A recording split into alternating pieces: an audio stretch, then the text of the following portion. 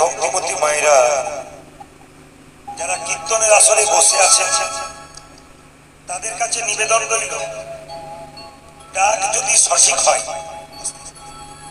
ভগবানকে ডাকবার সময় ডাক যদি সঠিক হয়, তাহলে ভগবান আপনার কাছে আসে। বলবেন কিরকম?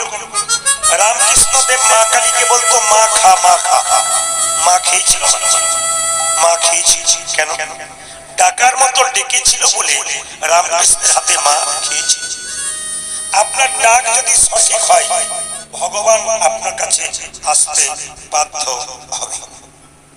রামকৃষ্ণকে একজন শিষ্য জিজ্ঞাসা করলো, ঠাকুর তুমি যে বলো মা খা মা খা, মা কি তোমার হাতে খায়? বলে হ্যাঁ রে খায়। বলছে তোমার হাতে খায়, আমার হাতে খায় না কেন?